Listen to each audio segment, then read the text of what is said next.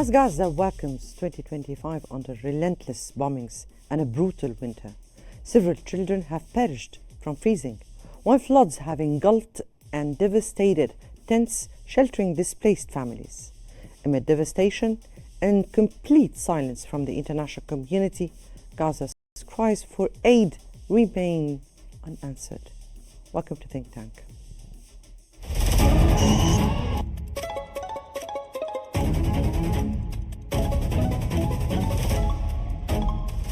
Our world is becoming unhinged.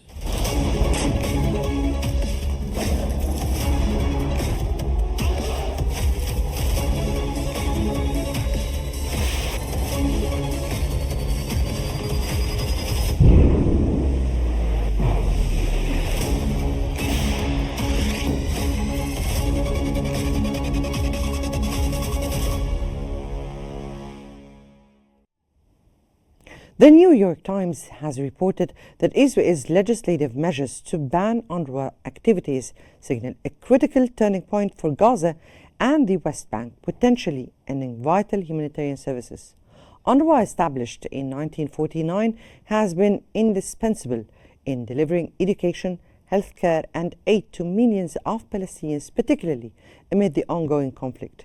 The agency's role as a lifeline for displaced and impoverished communities faces unprecedented challenges, with Israeli restrictions and internal disruptions amplifying Gaza's humanitarian crisis. The suspension of UNRWA's operations threatens to plunge these regions into deeper despair. This decision underscores complex humanitarian dynamics, raising urgent questions about international responsibilities and the future of Palestinian aid and resilience.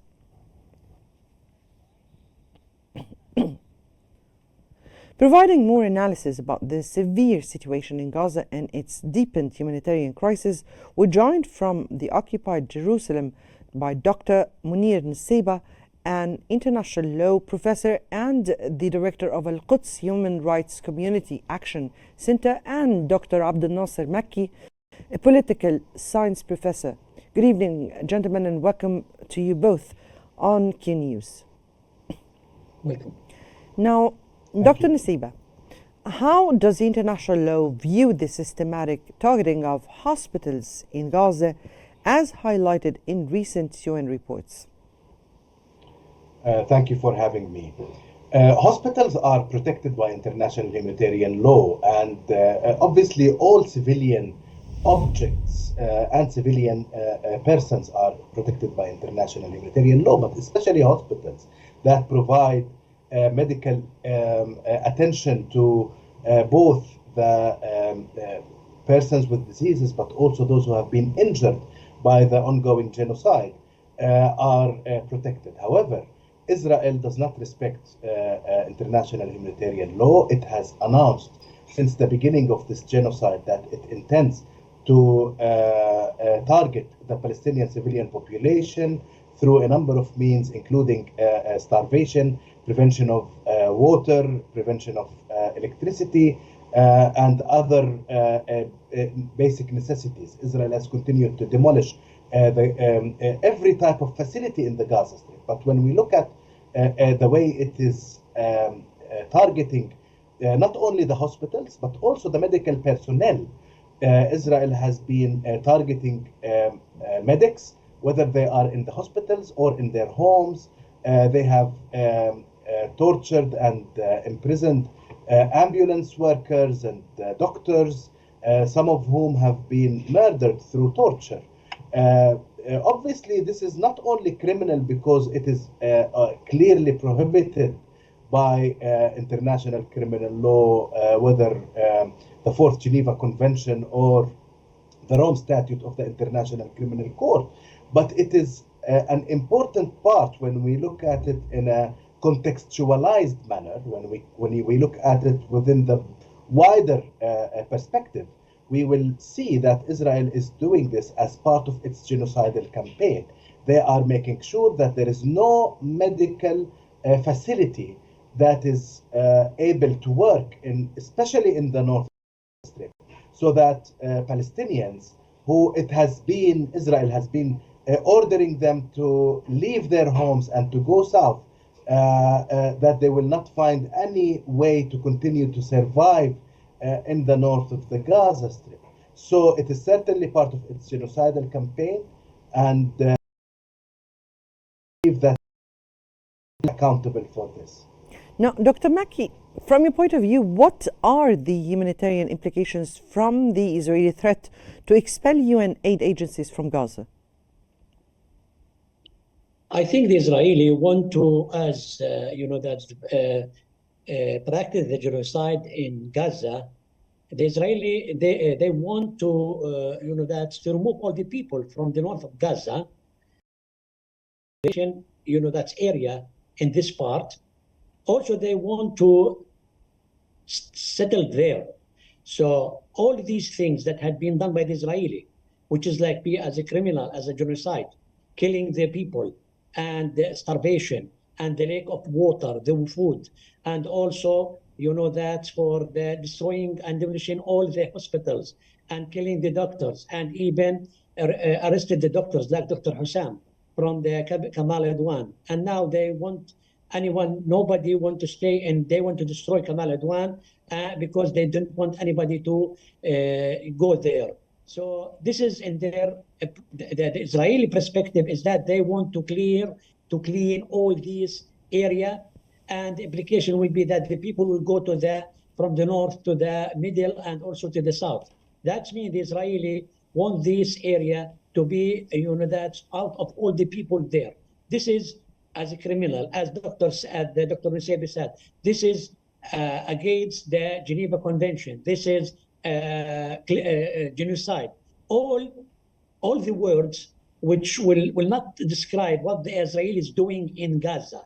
So, and because of this, I don't, and also the matter of the UNRWA that provided to work there and to be as a terror. So this is also the Israeli planning, as generals planning to kill all the people there, to remove all the people from this area in order to make settlement there.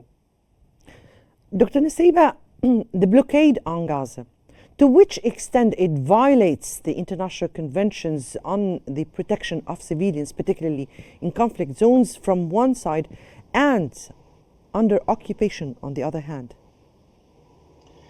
International law expects from each of the parties at war or armed conflict to make sure that they do not target civilians and civilian objects. By the Gaza siege is basically a way for Israel to starve the population. And as we could see over the past few months, the Office of the Prosecutor of the International Criminal Court has accused Gallant and Netanyahu, the Prime Minister of Israel, of using starvation as a method of war. This is a war crime in international law. It is a war crime in the Rome Statute of the International Criminal Court. And it's the first accusation that the Israeli government and officials, not government, the officials, have been accused of. So this action as criminal, as a separate war crime. But again, when we look at it in the context of all the other measures that Israel has been in the Gaza Strip, including the wide demolition of homes, the widespread forcible displacement that Israel has been inflicting to the population of the Gaza Strip, we can also link its genocidal intent. Through this policy, through starving Palestinians, through preventing Palestinians from access to fuel and electricity, we can see that Palestinians are starving, are dying either out of starvation or hypothermia. They are basically freezing to death, or other basic human needs that are not met. But in addition to the people who are dying as a result of this, this is influencing the psychology and the well-being of every Palestinian. Imagine a child who's growing up today in the Gaza Strip, who is all the time afraid of the bombing that she or he is listening to, who is cold, who maybe has lost a parent, or maybe is with his parents or her parents, but are unable to be protected by these parents. What is going to this child? What is, what type of life is this child going to have? The sense of security that is totally inexistent right now for every individual in the Gaza Strip is exactly what Israel is inflicting intentionally. And it's inflicting this because it wants Gaza Strip without Palestinians. They are clear about it. They have, they're not shy to talk about it. They are not shy to talk that they also want to colonize the Gaza Strip, and as they have been doing in the West Bank, and this is what the way they are doing it.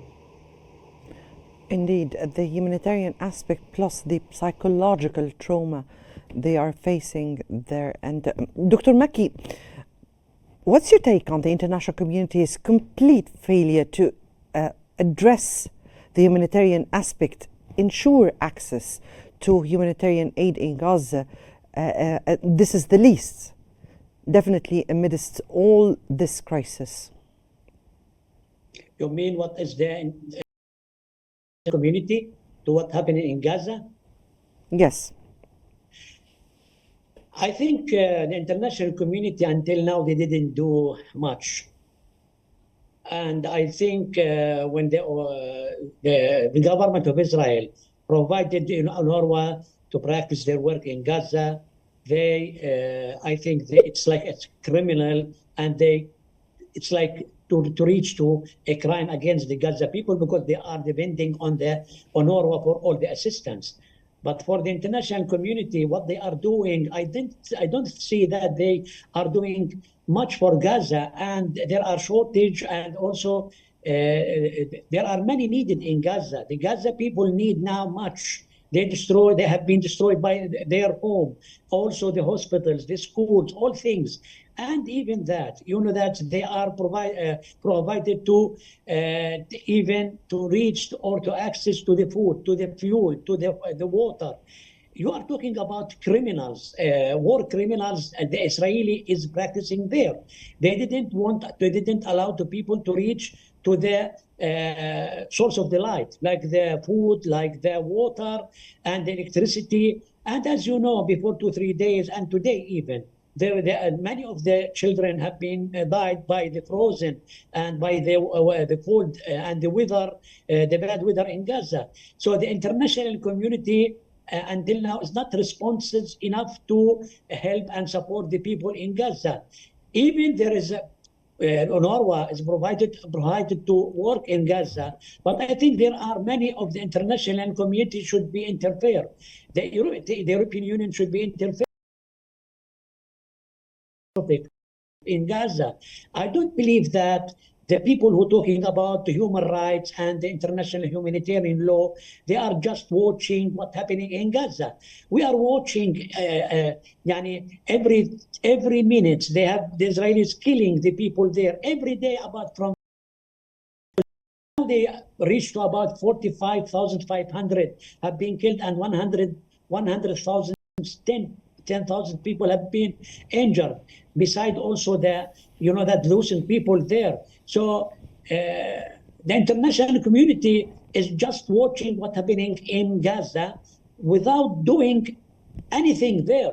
And this is something reached to criminals, and also they are participated.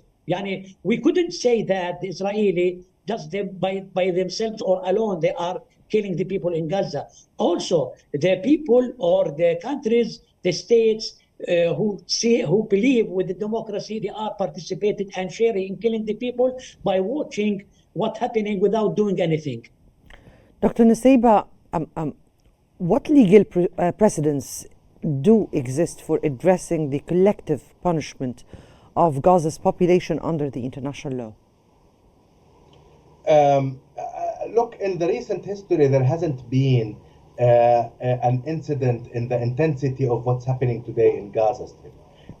Even the bombings that happened in the Second World War were not as intense as the bombings that have happened only in the small space of the Gaza Strip.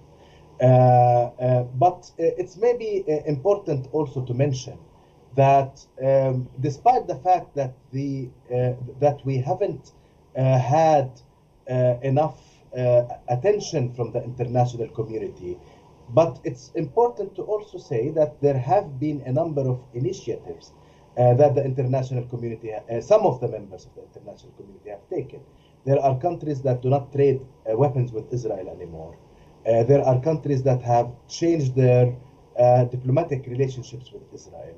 If we look at Spain, Ireland, if we look at other countries, they have actually changed their relationship with Israel. And this is due to all the violations that Israel has been doing. Now, regarding the genocide case that South Africa has filed in the International Court of Justice, there are two other cases currently in the International Court of Justice, and the three cases have received from the court provisional measures. One is on Ukraine and Russia, and the other one is on Myanmar. So also with the two other cases, these are precedents where the courts have provided provisional measures. We have another precedent of genocide in the International Court of Justice, which is related to Bosnia, to the genocide that took place in Bosnia. But of course, the intensity of the genocide that is ongoing today in the Gaza Strip is much more than all of the examples that I have given combined. So I believe that what the International Court of Justice will find out at the end of the proceedings of the case South Africa versus Israel will certainly be genocide, and the court will certainly order Israel to repair the damages.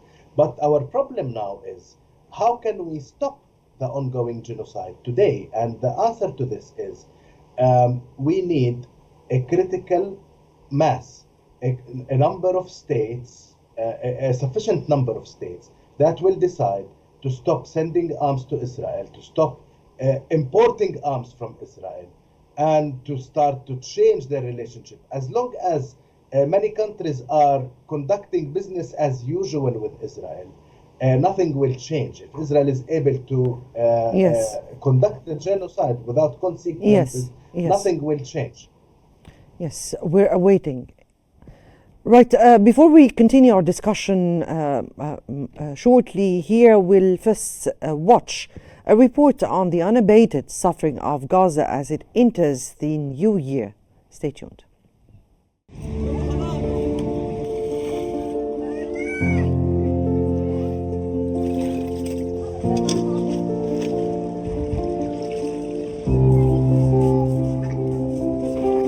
As Gaza entered 2025, its people continued to endure the devastating aftermath of an unprecedented humanitarian crisis.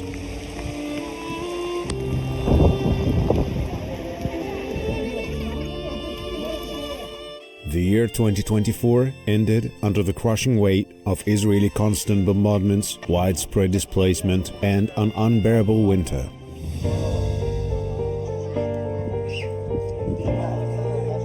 Tragically, several children perished from freezing temperatures, and floodwaters inundated 1,500 tents housing displaced families.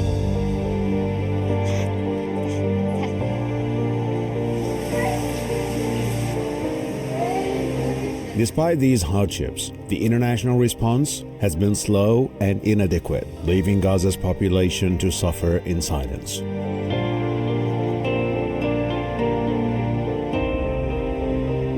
The crisis escalated through 2024 as relentless violence displaced hundreds of thousands, leaving basic necessities scarce. Bombardments destroyed vital infrastructure, including medical and water facilities, leading to further suffering.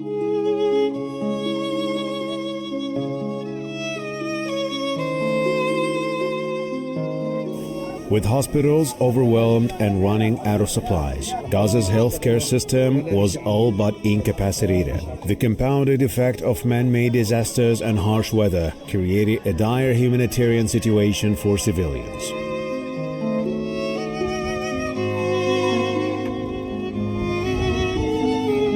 As 2025 dawned, the situation showed no signs of improving. Gaza remains under siege, with the community struggling to provide sufficient aid due to political barriers and logistical challenges. Though some humanitarian efforts have reached Gaza, they remain far from enough to address the scale of the crisis.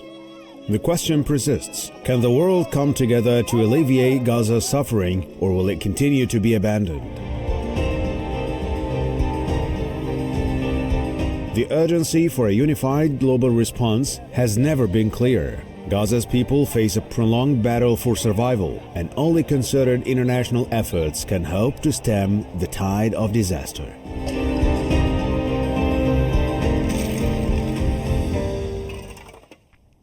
Welcome back, and back to you, Dr. Nasiba. Thank you so much for being with us. And how do the ongoing attacks and complete lack of accountability impact on the long-term prospects for peace in the region, rather embolden similar strategies in other conflict areas? Well, the word peace now is not what is only needed. Of course, we need peace in Palestine, but peace alone is not sufficient. The problem is that Israel is continuously harming the Palestinian population in a way that requires repairing this harm. So without justice and without true justice, the whole discussion about peace is useless. Unfortunately, I continue hearing about peace initiatives and peace talks and peace plans and and the like, but all of these initiatives are lacking the justice perspective. They are only ways to keep the status quo as it is. What we have seen over the past more than a year now is evidence that the current status quo cannot continue. Yes. That this level of control that Israel in Palestine Yes. should never continue, because it's costing Palestinians their lives. Indeed. And it's costing Palestinians their basic human dignity. Indeed, but briefly here, because I have to go to Dr. Mickey because we're running out of time. Dr. Mickey, does the continued siege of Gaza indicate a broader geopolitical strategy by Israel, and how might this influence regional instability? I think the Israeli will continue and still make a siege against the Gaza. And as I said also before, that the Israelis not just want to make a siege, they want also to make settlements in Gaza. The Israeli ministers today, they request from Netanyahu and the Minister of Defense that they want there in order to make like a security rule in Gaza, and to turn back like what they did before their withdrawal from Gaza in 2005. So they will continue, going there in Gaza, in the north of Gaza, and even that they have, that's the plan of general, which is to remove all the people there, to clean it there, to genocide the people there, and not to stay any more of any hospitals or any, that's life in this area. This will continue, and I don't think that for the international community or any countries, they are not interested in this.